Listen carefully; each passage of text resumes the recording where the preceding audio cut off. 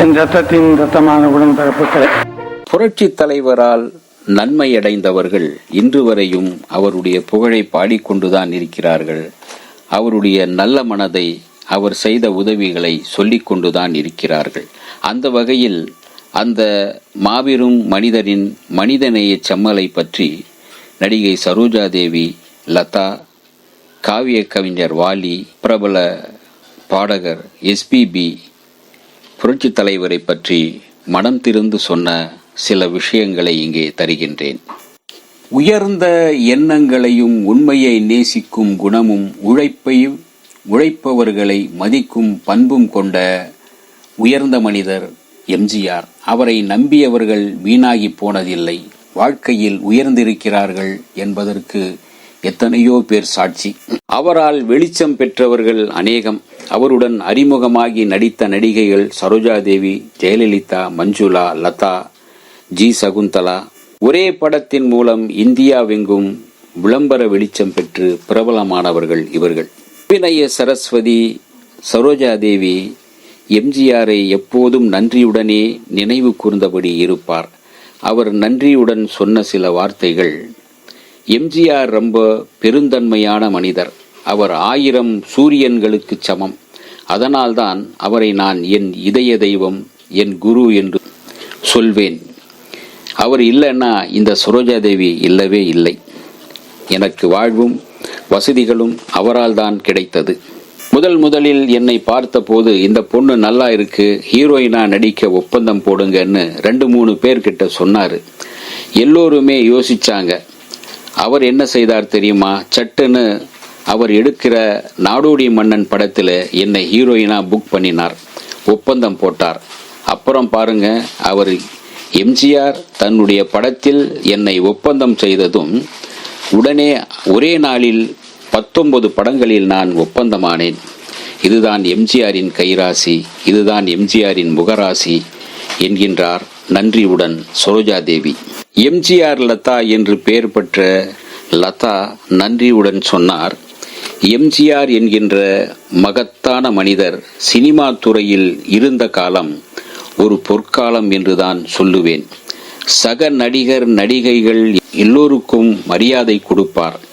அவர் அற்புதமான மனிதர் மட்டுமல்ல, சூப்பர் டைரக்டர். கிராபிக்ஸ் எல்லாம் இல்லாத போதே இன்றைய தரத்துக்கு அன்றே படம் எடுத்து சாதனை புரிந்தவர்.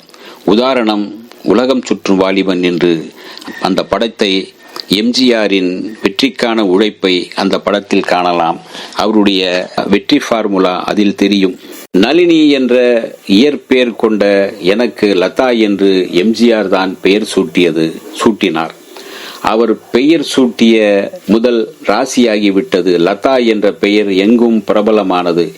எம்ஜிஆர் கைராசி மிக்கவர். அவர் என்னை நடிகையாக்கிய முதல் படத்திலேயே உலகம் சுற்றும் வாலிபன் நான் சூப்பர் ஹிட் நடிகையாகிவிட்டேன். அவருடன் அடுத்தடுத்து நடித்த நினைத்தை முறிப்பவன், உரிமை குரல், நவரத்தினம், மீனவன் நண்பன் எல்லாமே வெற்றி மேல் வெற்றி. அவரின் கடைசி ஹீரோயின் நான் தான். எனக்கு பிறகு அவருடன் ஹீரோயினாக யாரும் நடிக்கவில்லை என்பது எனக்கு பெருமை என்று நன்றியுடன் சொல்கின்றார் நடிகை லதா.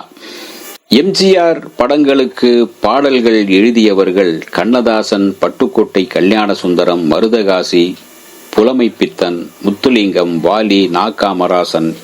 இவர்களின் பாடல்கள் பெரும் புகழ் பெற்றதும் வெகுஜனங்களால் பாடப்பட்டது என்றால் அது எம்ஜிஆருக்கு எழுதிய பாடல் என்பதாலும் எம்ஜிஆர் வாரி அசைத்த பாட்டு வரிகள் என்பதாலும் தான். இதை வாலியே அழுத்தமாக பின்வருமாறு 1988 ஒரு கவிதையில் சொன்னார்: பொன்மனச் செம்மலே, என் பொழுது புலர கூவிய சேவலே, உனக்கென்று நான் எழுதிய முதல் வரியில்தான் உலகுக்கு என் முகவரி தெரிய வந்தது. என் கவிதா விலாசம் உன்னால்தான் விலாசமுள்ள கவிதையாயிற்று.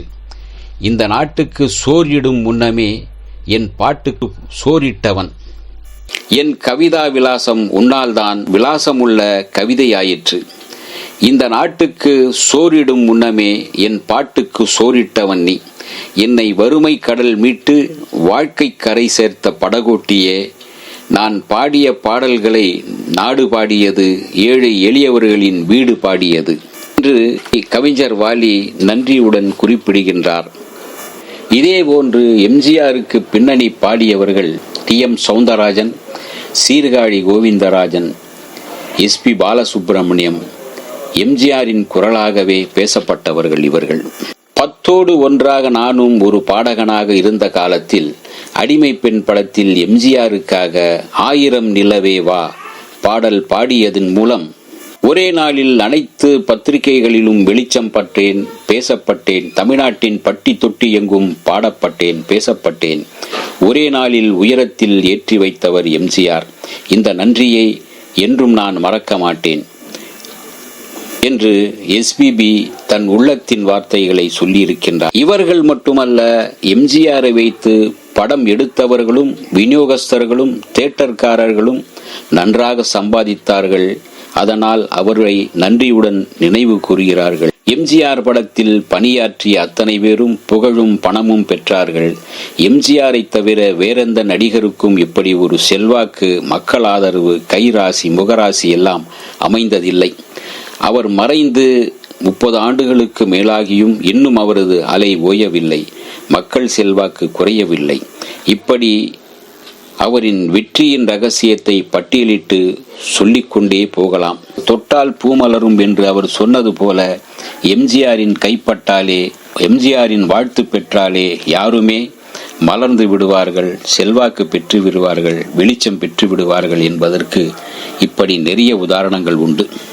இந்த வீடியோ உங்களுக்கு பிடிச்சிருந்தா லைக் பண்ணுங்க, ஷேர் பண்ணுங்க, கமெண்ட் பண்ணுங்க, சப்ஸ்கிரைப் பண்ணுங்க, மறக்காம பெல் ஐகானை கிளிக் பண்ணுங்க.